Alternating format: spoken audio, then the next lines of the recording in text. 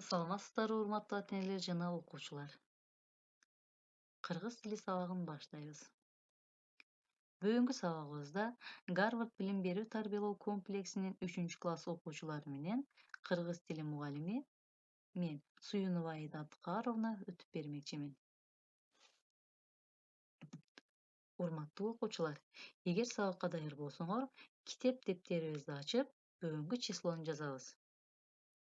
Бүгүн 2-апрель, тема ырыс алды ынтымак.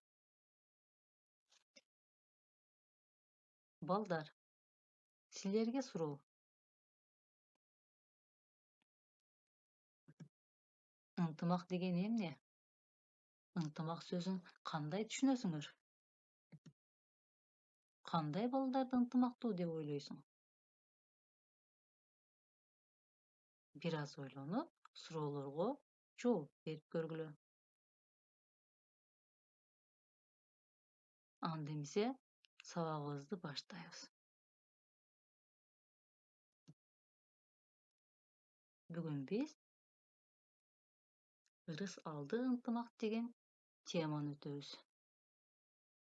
Теманын астынан биринчи көнүгүүнү карайбыз. Биринчи көнүгүүдө мындай тапшырма берилген. Текстти окуп чыккыла, маанисин түшүнгүлө да суроолорго жооп бергиле. Алгач сөздүктө берилген сөздөрдү окуп алабыз. Биринчи сөзүбүз: бөлүнбөйбүз. Не делимся? Жеңишке ээ болобуз. Побеждаем. Ырыс, счастье. Урматтуу окуучулар, өзүңөр дагы сөздүктө берилген сөздөрдү кайталап чыккыла. Эми текстти окуп берем, коюп кулак салып тургула. Ынтымактуу класс. Биздин класста ар улуттун балдары окуйт. Биз эч качан сен кыргызсың, мен орусмун, ал өзбек, бул дунган деп бөлүнбөйбүз. Мектепте ар кандай конкурстар болгондо дайыма жеңишке ээ болобуз. Анткени биз абдан ынтымактуубуз. Силер да ынтымактуу болгула. Урматтуу окуучулар, текстти өз алдыңарча китебиңерден көркөм окууга машык кыла. Эми тексттин астындагы суроолорго жооп беребиз. Биринчи суроо: класста кимдер окушат? Экинчи суроо: алар кандай балдар? Үчүнчү суроо: силердин класс кандай? Өзүңөрдүн классыңар жөнүндө айтып бергиле.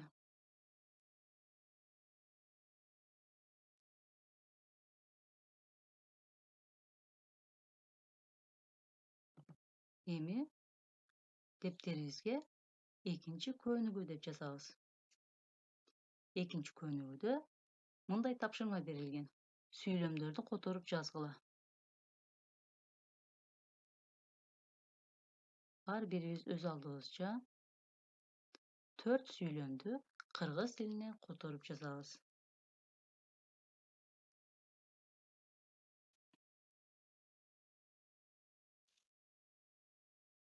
Эгерде экинчи көнүгүүнү иштеп бүткөн болсоңор, сабагыбыздын кийинки бөлүгүнө өтөбүз.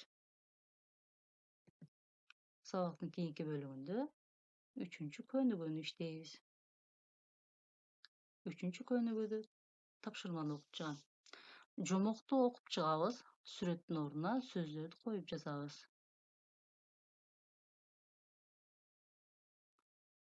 Алгач сөздүктө берилген сөздөрдү окуйбуз. Чырпык, прутик, боулап, завязав вместе, кыйып келгиле, срежьте, кана, ну-ка, сындыргылачы, поломайте-ка. Эми урматтуу окуучулар, Tekstте berilgen сүрөттөрдүн ордуна тиешелүү сөздөрдү коюп жазып көрөбүз.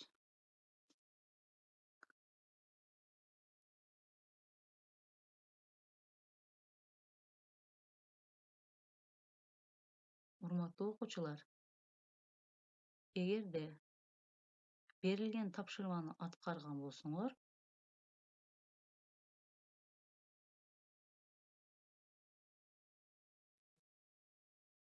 мен иштеген көнүгүү менен салыштырып көргүлө. Илгери бир акылман карыя жашаптыр. Анын 9 уулу бар экен. Алардын ынтымагы жок экен. Бир күнү абышка уулдарын токойго жиберет. Бирден чырпык кыйып келгиле дейт. Балдары тоодон чырпык алып келишет. Абышка аларды боолап, уулдарына берет.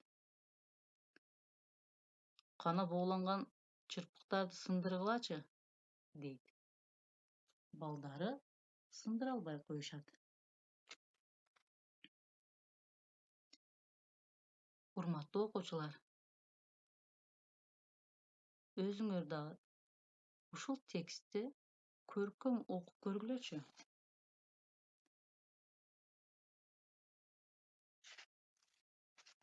Азаматсыңар. Балдар, бул жумуктон эмнени үйрөнсөк болот экен? Бир аз ойлонуп жооп бергиле. Демек, биз бири-бирибизге жакшы мамиле жасап, жылуу сүйлөп жардамдашсак, ынтымактуу балдардан болот экенбиз. Ырысалды ынтымак. Ынтымак бар жерде бакыт да болот. Ал эми бакыт бар жерде тынчтык болот. Жакшы окуп, бири-бирибизге жардам колун сунуп, баарыбыздын маанайыбыз көтөрүлөт. Мындан ары эч кимибиз башкалардын көңүлүн оорутпай, ынтымактуу бололу.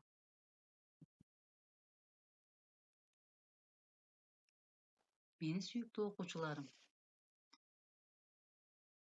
үй ишин белгилеп жазып алгыла. Үйгө тапшырма биздин ынтымактуу класс деген теманын астында өзүңөрдүн классыңар жөнүндө чакан текст түзүп келгиле.